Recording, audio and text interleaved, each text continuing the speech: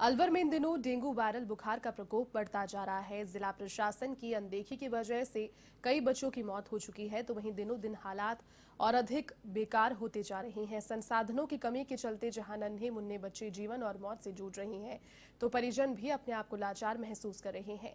बात अगर व्यवस्था की करें तो जिले के सबसे बड़े सरकारी गीतानंद शिशु चिकित्सालय में हालात अनियंत्रित है।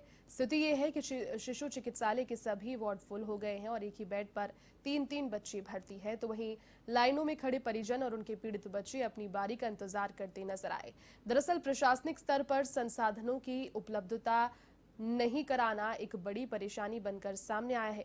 ऐसे में कुपोषण वार्ड में ही डेंगू और वायरल के पीड़ित बच्चों को भर्ती किया जा रहा है और इसी स्थिति के चलते संक्रमण का खतरा भी बढ़ गया है। बीते कुछ दिनों में 300 से अधिक डेंगू और वायरल के मरीज अस्पताल में भर्ती हो चुके हैं।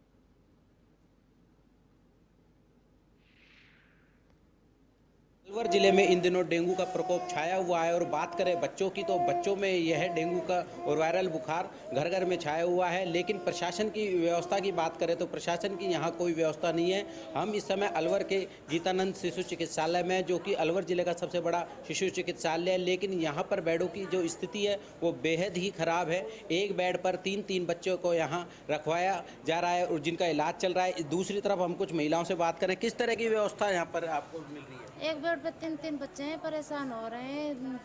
आप कहाँ से आए हैं? मैं जिंदौली से आई हूँ क्या हो सर। रहा है आपके बच्चे को? मेरे बच्चे को बुखार और खांसी ज़्यादा हो रही है। नहीं, ये जांच तो करवाई नहीं अभी। हाँ, 16 तारीख से भर्ती कराया। अलग बेड मिला नहीं मिला? नहीं, 3 भर्ती है बच्चे।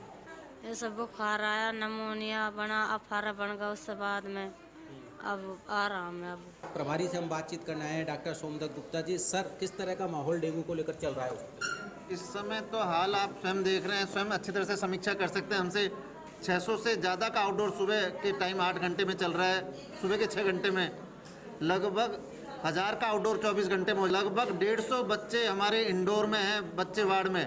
और आज 55 का मैं राउंड उसका लेकर आया हूँ, नर्सरी का राउंड। SNCU है जो 20 बेडेड है, उसमें 55 के आसपास बच्चे हैं। जो हमारा 42 बेड का बच्चा वार्ड है, जिसमें हमने 10 बेड एक्स्ट्रा भी लगा लिए हैं, 10 हमने हमारे MTC की सब मिला के, इनमें लगभग 140 से अधिक बच्चे भर्ती हैं। मतलब राजस्थान में शायद बहुत कम होंगे कोई मेडिकल कॉलेज जिसमें कि इतना वर्कलोड होगा जितना इस हमारे यहाँ अलवर डिस्ट्रिक्ट हॉस्पिटल में है। पिछले 15 दिनों का अपन रिकॉर्ड देखें तो डेथ भी थोड़ा हुई है। हाँ, कुछ डेथें हुई हैं, पर जितना आप इंडोर देखेंगे, जितना आउटडोर देखेंगे, उसकी तुलना में तो आप अप्रिशिएट करेंगे शायद हमारे से ज़्यादा डेथें तो JK लॉन में हो रही होंगी। इसके अलावा सर बड़ी बात यह है कि कुपोषण वार्ड में डेंगू के मरीजों को भर्ती किया जा रहा है। नहीं, डेंगू के नहीं किए जा रहे, जो और बीमारी के करें क्या आप ही बताइए।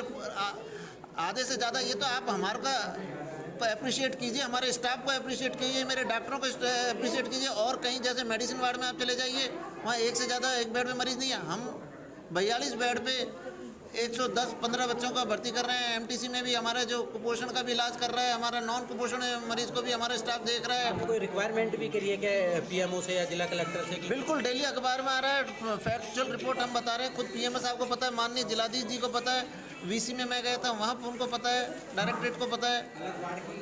बिल्कुल बिल्कुल, क्योंकि बिल्कुल हम बार बार कह रहे हैं कि हमारा जितना वर्कलोड है, आधे से ज़्यादा मरीज हमारे राजस्थान, हमारे ज़िले से बाहर के हैं। बड़े दुर्भाग्य की बात है कि मेरे अलवर ज़िले के मरीजों को बेड नहीं मिल रहा, क्योंकि हाँ बिल्कुल बिल्कुल व्यवस्था की जाए।